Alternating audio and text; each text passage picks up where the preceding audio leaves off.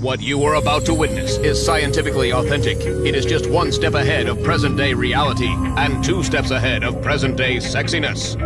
Prepare yourself to attempt to conceive an inconceivable outer space adventure. Brace yourself for something so fantastically fantastical. O nome dele é Enéas, por favor, vem.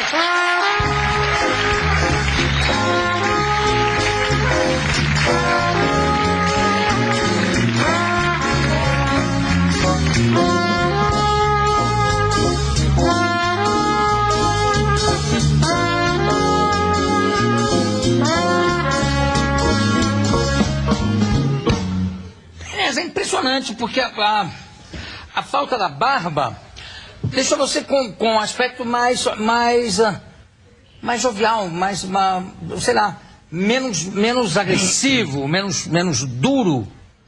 Não é? Você acha que isso influencia, de certa forma, também nas suas atitudes interiores ou não? Não sei lhe responder. A barba compunha um aspecto que eu carregava há 3 décadas. E me habituei com ela. Então, de quando em quando, assim, de quando em vez eu olho para o espelho, eu me espanto. Porque eu estava habituado.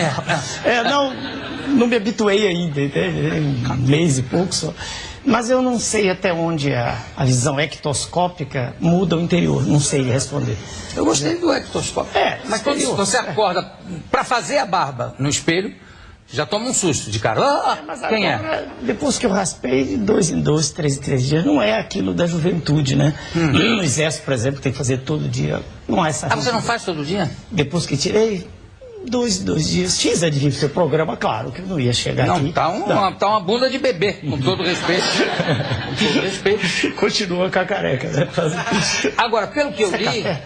Não, é água. Você quer café? Se puder, até. Ô, Alex, quer com açúcar, adoçante? Com açúcar, eu sou bem magro. Com açúcar. Sapeca um açúcar. Viu, Alex? Sim, senhor João. O doutor Enéas é magro, não sei se você notou. Sempre fui. Sempre foi magro. Sempre fui. Agora, Enéas, pelo que eu li, o que levou a essa mudança radical, infelizmente, foi um problema de saúde, né? Claro, sem dúvida. Mas e por quê? Como é que é a associação? O que tem o tratamento? Eu explico com clareza. Então vai. Eu estava com a minha vida cheia, que sempre tive, Rio, São Paulo, Brasília. Tive uma manifestação dolorosa do oco poplíteo aqui, pastor. Aonde? Oco poplíteo, aqui essa região aqui debaixo do oco poplíteo. Poplíteo. E pensava que era uma distensão muscular, alguma coisa do gênero. E estava em Brasília lá, em plena atividade. E como é fácil, a gente tem o serviço médico. Fiz hemograma de manhã e à tarde fui fazer, não me lembro mais a hora exata, fiz uma tomografia, não deu nada. Tomografia no... nessa região toda, na região toda, nada. Aí eu ia parar, mas uma colega, a dona Deise, que é filha do nosso colega já falecido, jornalista Ferreira Neto, disse, vamos até o hospital de base. E eu fui lá, disse, não, vamos fazer uma ressonância. Eu falei, por causa disso, veja aqui, um raio no céu aberto. E... Fiz num hospital particular, não quis fazer lá, porque seria injusto, a fila é muito grande, havia muitas pessoas humildes na fila. Posso tomar um café? À vontade. Ô, Alex, se o doutor Alex quiser mexer o café, o que ele usa? O dedo? Não, o dedo, é assim? Tá bom, já. O que é? Já mexi, senhor João, já. Já mexeu. Já mexeu? Como é que você sabe quantas vezes ele gosta de fazer? Mas acertou. Isso é a gentileza para ele. Você é um cínico, Alex. Tem que ter a colherzinha. Tudo bem. Depois. Mas já está resolvido. Desculpa, né? Aí eu fiz a ressonância e apareceu mais um dado estranho. Apareceu uma vasculite. Formação da túnica vascular. Muito obrigado, senhor. Da túnica vascular. Da artéria que passa aqui. Imediatamente eu me preocupei. Falei, no mesmo local, no poplíteo. Eu disse, uma vasculite pressupõe um problema sistêmico muito improvável localizado. E a partir daí toda uma série de exames de uma avaliação semiótica. Mas começando, você vai ter nada, não tinha sintoma nenhum. Começando pela perna, quer dizer, surgiu de maneira absolutamente insólita, incomum. Eu não sentia o colega que foi me ver com os dados do hemograma, aí não havia mais dúvida. O hemograma mostrou 1.800 leucócitos, que é um absurdo. 6 a 8 mil a 10 mil seria o normal. Né? E estava com 1.800 e já estava em São Paulo nessa ocasião, já trabalhando também. O colega para quem eu pedi uma série de exames, disse, venha para cá imediatamente. Não, o senhor está com uma emergência. Não vou. Eu tinha 1.800, já estava com 1.500 de um dia para o outro. Impressionante, é uma doença terrível. Aí, no dia seguinte, eu fui para o Rio de Janeiro, onde estava esse colega hematologista. Ele também acreditou que não era, porque eu não tinha nenhum sintoma, foi minha sorte, né? Peguei a doença incipiente logo no início, né? Olha, isso aqui é estranhíssimo, né? é verdade. Uma coisa assim muito da providência. Porque, da providência, é verdade. não é? Eu já agradeci ao Criador. E você não sentia nenhum abatimento? Nada. Não, estou sendo sincero, não sei nenhum. Mas também não fique zangado comigo. Não, eu sendo enfático só. Eu quero dizer que não tinha nada. E geralmente dá uma fraqueza enorme, né? Não uma atividade intensa, nada, tinha absolutamente. E a partir daí, claro, fiz toda aquela bateria terrível de exames. Eu contei essa história toda no plenário para evitar as fofocas comuns, né? Cada jornal escreve uma coisa diferente da outra. Um jornalista, não sei citar nome, disse que eu tinha tirado a barba para fazer marketing. Isso é ridículo. O oposto. O senhor era conhecido com barba, eu vou tirar. Tirar para que marketing? Que marketing? Mudar, ter que dizer da população, dizer agora eu sou eu mesmo. Agora não sou mais o Enéas, sou eu mesmo. Mas, Enéas, desculpa ainda insistir nessa área. É impressionante como essas coisas ocorrem com frequência com médicos. Não é que são pegos de surpresa. Eu tirei na loteria. A incidência de todas as leucemias, todas na população geral, claro, o livre americano, mas vale para o mundo todo, é 3,6 em 100 mil. Veja como é raro. Né? Tirei na loteria. 3,6 em 100 mil. Dá menos de 4 em 100 mil. Você está, desculpando a minha indiscrição brutal, você está com que idade? Nós somos da mesma faixa, 67 anos. Bem vividos com vocês. Muito. Bem vividos, intensamente. O meu talvez mais, porque tem mais volume para viver. Não, você é extremamente ágil, é rápido. Né? Agora, nessa faixa etária, qual é a frequência de acontecer isso? É maior ou menor? Não tem nada a ver? Não estou dizendo que não tem. Eu não sei, não me aprofundei no assunto. Porque depois que me entreguei os cuidados dos colegas, não há porquê, tá? Né? Isso, que tipo... Agora, para explicar o negócio da barba, por que para o tratamento teve que... Na quimioterapia, que tem que ser feita com o paciente hospitalizado, todas as células que se reproduzem rapidamente, elas sofrem. Porque não há um recado direto para a célula da medula óssea. Todas. Sim. E as células, né? Daí a perda de cabelo. Exato. E na cabeça eu sempre tive pouco. Não foi significativo. Nem notou. Não foi significativo. Mas eu que tinha uma barba enorme, lembra? O barbão. Eu falei, eu vou ficar com uma barbinha. Me sentiria bem. Resolvi tirar tudo.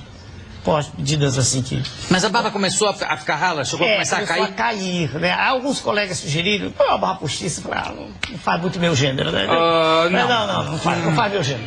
Aí não deve ficar igual, não é que nem dentadura, não fica. Exatamente. Não fica igual. E não dá, é melhor a gente ser a gente mesmo. Então, com barba, sem barba, eu acredito que ele respondi. Não, claro. Você acha que essa doença pode ter uma origem psicossomática qualquer? Olha, há uma tendência, eu trabalhei em câncer durante um ano, de boa parte dos colegas da especialidade, boa parte aceitar que grandes depressões levam a isso. Porque a depressão inibe o sistema imunológico. Exato. Há uma tendência para que seja assim. Claro que é uma interação entre gene e ambiente, é uma série de fatores. Não está estabelecida ainda a gênese. Né? Agora, tendo tido a doença, agora como é que é o seu... Você está em remissão, está curado? A cura absoluta exige algum tempo. Absoluto, quer dizer... Mas a remissão foi completa. Eu tive aplasia medular total em 2 anos. Matou o que era bom, o que era ruim, tudo. Houve as intercorrências a que fiz referência lá no Congresso. Claro, eu quis fazer no meu local de trabalho. E os efeitos colaterais você sentiu muito? Que tem pessoas que sentem, outros que não. Tive que ter uma tiflite, uma inflamação do seco. Que no início... Da onde? Você tem uns lugares estranhíssimos. Não, estão no organismo, não sabe? Esses lugares estão no seco. Seco é a primeira parte do intestino grosso. Não tem nada a ver com o saco, é no seco. Não. É a primeira parte que é do intestino grosso. Onde sai a apêndice? Devido à químio.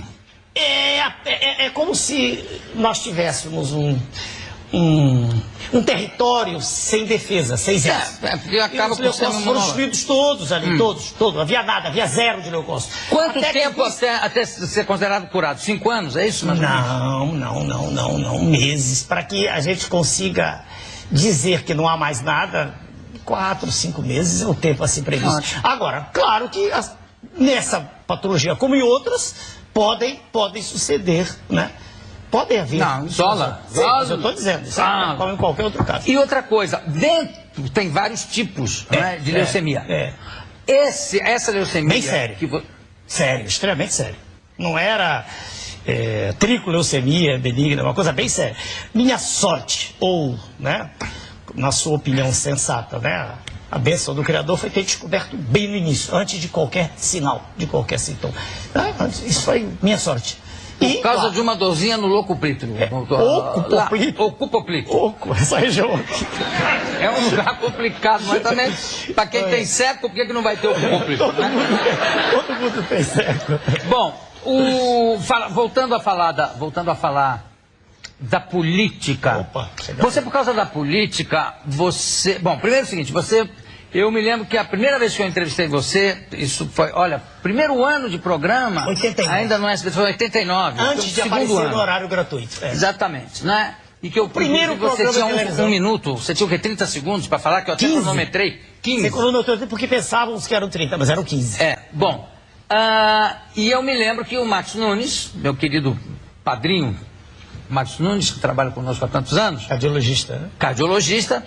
Quando viu você, falou, mas meu Deus, é o Enéas, ele é o maior professor de como é que se chama, meu Deus?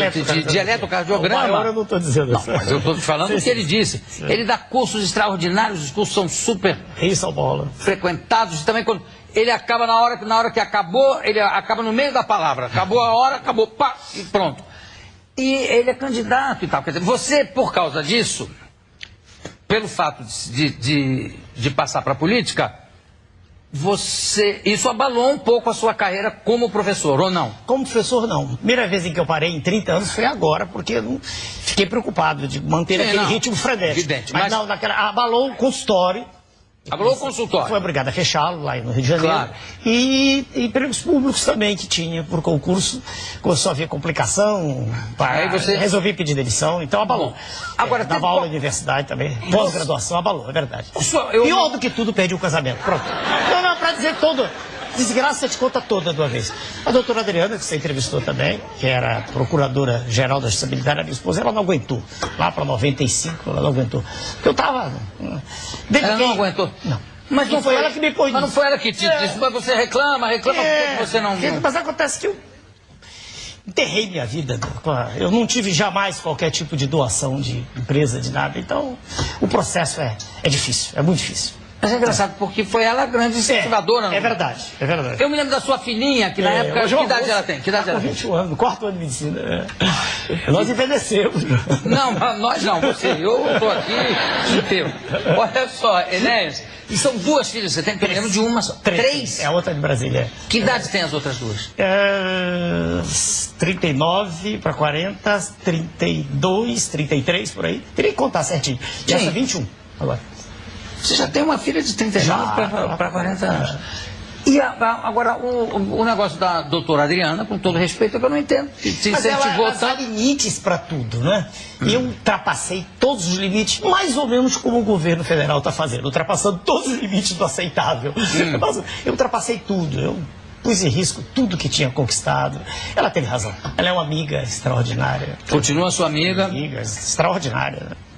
Os deputados do PRONA que abandonaram a bancada, como é que você se sentiu com isso? O que aconteceu exatamente? Uma grande depressão, né? Há poucos dias o professor Décio Bulhosa foi entrevistado num programa, se não me engano foi o jornalista Carlos Sérgio, e ele falando sobre o cenário nacional, ele disse que se a gente não tiver cuidado, abre uma úlcera, né? Diante do quadro que é dantesco, aqui todo mundo assiste. E eu teria a contrapartida disso, se a gente se preocupa, se mete, termina com leucemia, seria apenas uma contrapartida. Eu vejo assim, naquela ocasião em que eles saíram, eu levei um murro no plexo solar, porque eu não esperava isso. O argumento que eles usam aí é que eu sou um ditador, que eu queria que as coisas fossem feitas sempre do mesmo jeito. Mas o que eu perguntava e pergunto sempre, meu Deus, quem convive comigo sabe como eu sou. Esperou ser eleito para isso?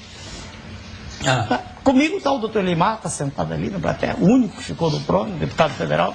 cuja presença me honra, sentado ali na ponta. Claro, doutor Amar.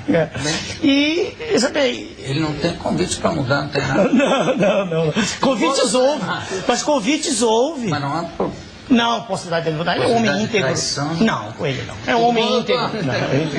É um homem que se manteve do meu lado com uma fidelidade extraordinária e que recusou propostas que o teriam feito tornar-se milionário. Né? Então, ao me perguntar sobre aqueles senhores, né, trânsfugas, né, que abandonaram o barco, eu só posso dizer que não tem prova nenhuma do que ocorreu. Ninguém tem. O senhor Roberto Jefferson teve no seu programa, ele disse também, provar ninguém pode. Mas uma frase bonita de um astrônomo já falecido, Sagan, ele diz assim: a ausência da evidência não é a evidência da ausência. Quer dizer, o fato de ninguém ter conseguido provar isso, ninguém viu o dinheiro vivo, não quer dizer que não tenha havido. Havia tantos indícios, tantos de tanta natureza, que é abusar da inteligência humana de qualquer um de nós dizer que aquilo não ocorreu se todo mundo falava daquilo dos corredores do Congresso. Bom, eu vou pedir para a gente chamar a nossa vinheta, eu vou voltar aqui com o doutor Enéas, para a gente continuar falando um pouco da política, das atividades dele como deputado, que, aliás, você tinha um documento dizendo que jamais se candidataria a não ser apresentado. Sim, já vou chamar, vamos chamar. Vinhetinha, William.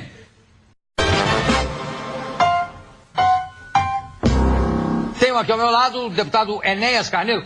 E eu estava perguntando sobre o documento passado em cartório, onde o Enéas se comprometia a não ser candidato a nenhum cargo, a não ser para presidente, nenhum cargo eletivo a não ser para presidente da República.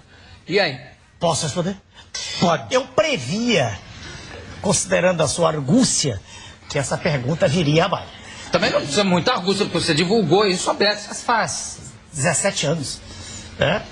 É uma memória prodigiosa associada a uma assessoria de muito valor, de alto conteúdo. Em 89... Você acabou de escolher a minha memória, você atribuiu a assessoria. Não, associada. Tá bom. Eu posso diminuir seus assessores. Tá bom. E as duas coisas se integram. Em 89 é que está o documento. Quando eu disse exatamente. Aí, veja, 94 a lei eleitoral mudou. Egressa lá da nossa casa. Em 89 não era necessário que o partido tivesse deputado. Lembra que eu não tinha, por isso tive 15 segundos. Quem tinha, por exemplo, o colega, o deputado Roberto Freire e outros, esses colegas tiveram muito mais tempo que eu. 150 segundos, eu tive 15. 2 minutos e meio. Bem, então em 94 mudou a regra, tem que ter deputado federal. Aí do meu lado esteve uma senhora, porque eu tenho todo o respeito da Regina Gordilho, tinha que ter. Em 98, precisava ter até a véspera, mudou, não precisa ter de novo. As regras vêm mudando. Em 98, em todo o processo eleitoral, eu tive menos tempo que em 89, se somar tudo, posso provar. Então, em 99, eu fiz outro documento, ninguém me obrigou a fazer o documento. Formalmente, eu fiz outro dizendo que outorgava a mim mesmo o direito de me candidatar a qualquer cargo do Brasil. Pronto, você ganhou o sul. Será eu que tinha feito, eu desfiz. Pronto, não tem satisfação, tá aí. Previ a pergunta que viria. E se quiser, volta a fazer outro, porque agora só para presidente. Pronto. Ninguém tem nada com Então, é os dois. Tanto que está aqui, tendo dele se servido apenas para atender seus próprios interesses, decide, Isso. rapaz, 10 anos Isso. de uma luta ígnea Isso. contra um poder monstruoso e maquiavélico Isso. que se instalou no Brasil. Tornar sem efeito aquela declaração, admitindo participar, a partir de agora, das eleições no Brasil, não mais como postulante apenas à presidência da República. Bem, pronto, está aqui, passado, lavrado, conferido, lido, encerrado e assinado. No mesmo cartório. Está procurando uma falha. Não, eu estou achando que eu vi aqui Goiânia, pensei que você era de Goiás, não, é o nome da pessoa que assinou junto Goiânia, ok. Brasília. Perfeito, está aqui. Você está morando em Brasília? Eu tenho que estar lá 3 dias por semana, terça, quarta e quinta. É uma residência oficial, né? Os deputados. Aqui os deputados têm direito. Se não quiserem optar por estar no hotel, aí receberam ajuda. Quantos projetos de lei você... Desculpa. Não, só para guardar. Eles são fundamentais. Quantos projetos de lei você encaminhou nessa sua atuação como deputado? Perfeito. Há um projeto. Primeiro que há um erro de aferição quando se quer caracterizar a atuação parlamentar em função de projetos. Um cálculo assim, bem simples, somos 513. Se cada um fizesse 2, já seriam 1.026 projetos. Então imagine isso em... Não, eu sei que não. Eu sei que não é essa a questão. Isso é um erro de aferição de que a... Porque cabe ao Legislativo acompanhar a atuação do Executivo. Claro. Aquelas medidas tão faladas, provisórias, é a postura da gente. Bom, do ponto de vista de projeto, A1. Não, eu só estou perguntando porque o projeto, geralmente, o projeto mostra, reflete a intenção e as ideias do deputado. É isso. Grande. Na reforma da Previdência, diversas emendas, reforma tributária diversas ocasiões. Mas há um projeto que caracterizou e espero caracterize a minha atuação, que é a substituição em todo o território nacional de todos os combustíveis derivados do petróleo por combustíveis oriundos da biomassa. Né? A ideia original não é minha. Né? Sou Bautista Vidal, sou Benayon, muita gente de valor.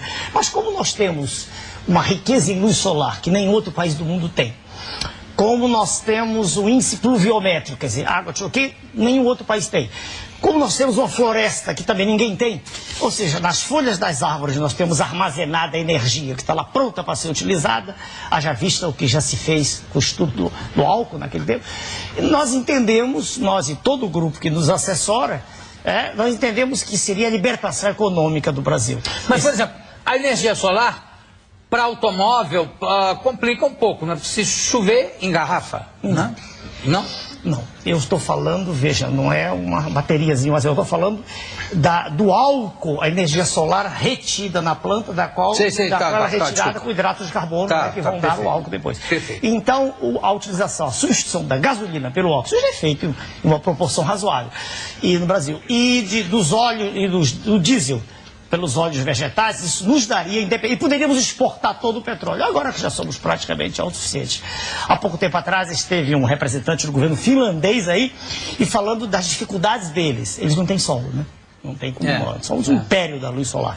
E eles pretendem... Bonito esse título que você nos deu agora, eu gostei. Gostou? O império da luz solar. Saiu de improviso, esse é meu. Eu não tinha... Quando é meu, eu digo sempre. Então, muito obrigado. Eu copiei de ninguém. Mas aí chegaram aqui... Não, mostraram na Comissão da Agricultura as dificuldades de estar usando lixo. Quer dizer, a busca de energia de fontes renováveis é um fato agora, atual, porque o petróleo está acabando, vai acabar. As fontes... Mas ele está acabando há quantos anos já? Há 40 anos já era para ter acabado. Mas os grandes reservatórios estão no fim mesmo. Vai acabar. Mesmo. Ponha 3 décadas. É só nos lembrarmos que ele é fóssil. Então ele não é renovável. Já o Sol está aí, o reator, a fusão nuclear está aí há séculos, está para todo o tempo. Falando em fusão nuclear, e o negócio da bomba atômica acabou... Aí não é fusão, é fissão. Né? Tudo fissão bem, nuclear. Tudo bem. No caso da bomba atômica, foi... Mas foi uma fissão que acabou fundindo... Veja, uma cuca de muita gente. Veja, eu disse que o Brasil, para poder negociar como gente grande no cenário internacional, para poder sentar-se à mesa em igualdade de condições e não como uma criança, ele precisaria fazer parte do clube atômico. Porque é injusto que nós sejamos obrigados a assinar tratados de não proliferação de armas nucleares, enquanto os Estados Unidos se armam cada vez mais até os dentes. Né? É injusto. E a bomba serviria como instrumento de dissuasão estratégica. Uma bombinha contra... Basta, vou lhe dizer por quê. Porque os Estados Unidos não querem ver destruída nenhuma das suas cidades. Lembre-se de Hiroshima. Mas você já quer entrar... Não, entenda. A dissuasão estratégica é um instrumento de geopolítica. Mas peraí, mas você vê agora no Irã já está dando um problema porque querem pegar e desenvolver... Antes de mais nada, você acha que seria permitido ao Brasil desenvolver um projeto? A nossa conversa já é extemporânea, porque Sua Excelência, o ex-presidente Fernando Henrique, em pleno processo 98, assinou o tratado. Então a nossa conversa... Não, mas mesmo que não tivesse assinado? Não. Você acha que, por exemplo, o Irã resolve fazer uma bomba atômica, vai fazer... Não tem o potencial que nós temos. Nós somos uma potência levada à condição de colônia por essa submissão nossa, né, esse poder financeiro internacional, que leva de nós, assim, mais da metade da riqueza brasileira. Haja vista o que ocorreu no passado. 160 bilhões, uma coisa estúpida, mais do que o triplo do que se gasta com educação e saúde. Então, deter o controle do poder nuclear para uma bomba submarina era teria sido, não é mais possível, apenas dizer assim, deixem-nos em paz, deixem-nos seguir nosso caminho, permitam que nós, com o nosso... Mas você acha que pode dizer assim, deixem-nos construir a nossa bombinha? Não. Eles iam deixar? Não, após ter sido, porque o enriquecimento...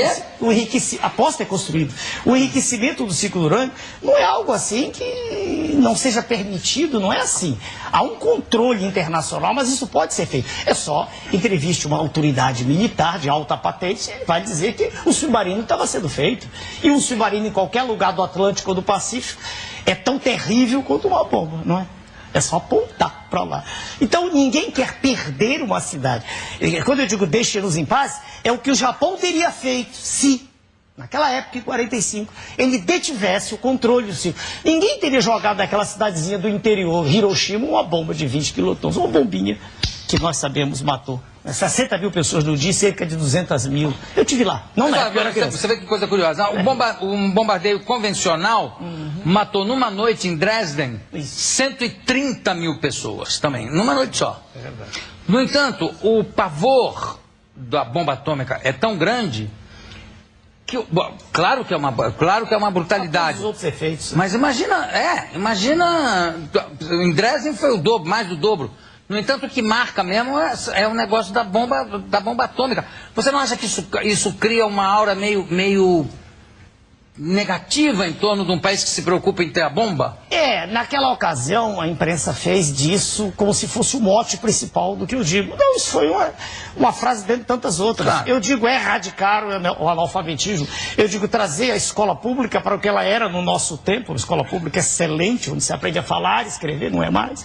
Eu digo fazer com que o hospital público tenha o mínimo de condições de atender o nosso povo, que está aí famélico, certo? Enfim, no meio de tudo isso saiu a bomba, claro.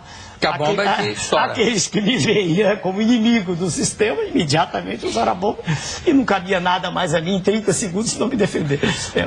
Deixa eu mostrar, eu gostaria, porque engraçado, eu sinto saudades da sua barba. Claro que daqui a pouco ela já vai estar crescendo aí, linda, eu ia dizer linda e loira, mas não é o caso, né? Linda, pintada, preta. pintada. Ah, era pintada? Claro.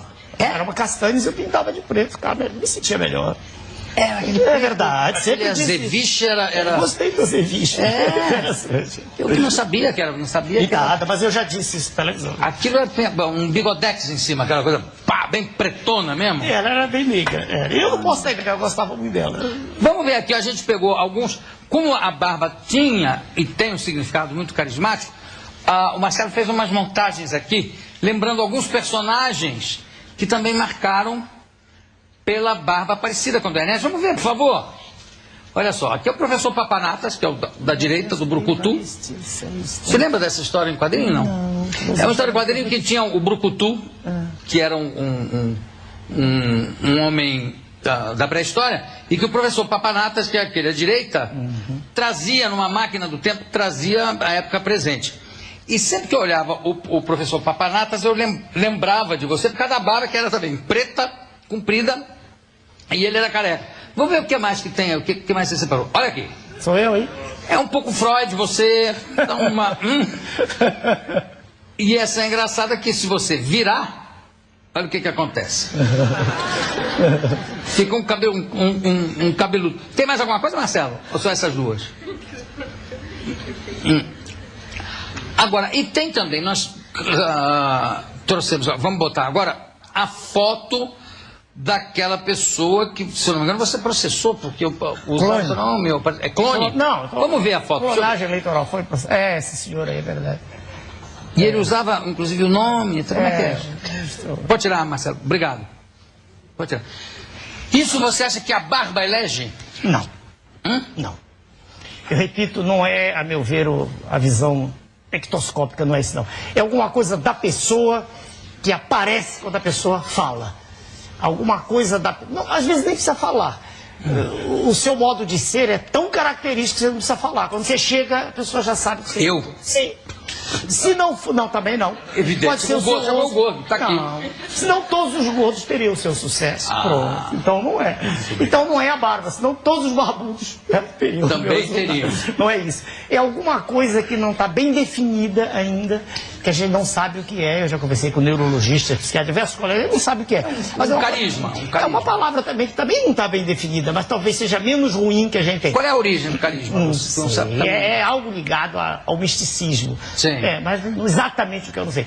De qualquer forma, o ato de prender pessoas, de atraí-las ou de trazê-las para o seu lado, é algo que não tem explicação através dos tempos. Porque pessoas com personalidades as mais diversas têm feito isso. Consegue. Indivíduos calmos, como Gandhi, indivíduos agitadores, né? E outros tantos. Você se considera um indivíduo calmo ou agitador? Não, eu não sou agitador. Jamais preguei rebelião de massa. Mas calmo também não é. Não. Eu falo com ênfase. Tá certo. Com ênfase. Eu Enfático. acredito no que eu digo. Eu acredito no que digo. Você é bom, todo político tem que ser bom de improviso. Você é bom de improviso? Não sei responder. Na hora do discurso. Eu vou botar 2 palavras aqui no telão e pedir para você fazer um trecho de um discurso conseguindo encaixar essas 2 palavras. Quantos que segundos? São, Mas olha quantos só, segundos o à quê? vontade, à vontade. A palavra democracia e a palavra hipopótamo. Como é que um político pega de improviso, coloca essas 2 palavras no mesmo discurso? Ah, no mesmo? É, claro. Juntar a democracia com o hipopótamo? É. Estranho, que desafio. Bom, começa com democracia, depois Não, pensar no mas hipopótamo. começa como um discurso mesmo, pode ir. O termo é utilizado como sinônimo de um governo onde os direitos são respeitados, onde todos têm os mesmos direitos, cidadãos, o que é uma farsa. Aliás, lá atrás já era uma farsa, porque entre os gregos havia escravos. E os gregos são apresentados como o padrão da democracia. O que é que democracia tem a ver com hipopótamo? Eu estou pensando aqui. Eu não sou um zoólogo, um especialista da vida dos hipopótamos. O hipopótamo vive em charcos, em pântanos. Não, eu vou dar Vai dar facilitar um exemplo. Por exemplo, e aproveitando-se de certas falhas da democracia, algumas pessoas chafurdam na lama Como se fosse um hipopótamo, não sei o quê. Ah, um jogo de palavras. Isso. Então vou trocar a palavra democracia e carimbo. Ah, sim. É mais fácil, sem dúvida. Vamos ver. Porque a democracia é um carimbo.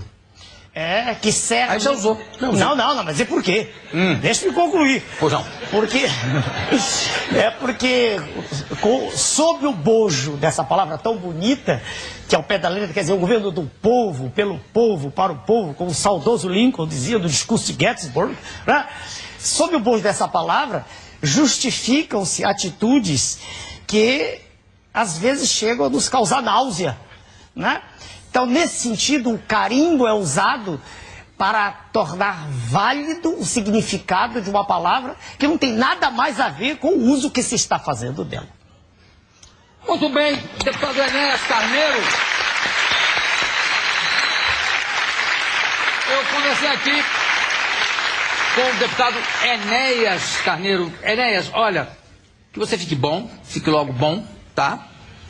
Que isso seja apenas uma coisa passageira na sua vida, que seja apenas mais uma experiência de vida do que outra coisa. Muito obrigado pela sua presença aqui conosco. Daqui a pouco a gente volta.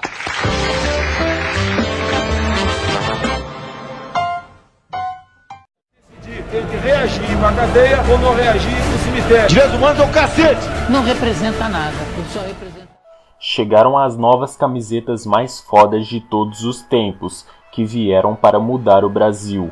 Faça parte você também dessa coleção imperdível. O link estará aqui embaixo na descrição do vídeo. Aproveite, pois é por tempo limitado.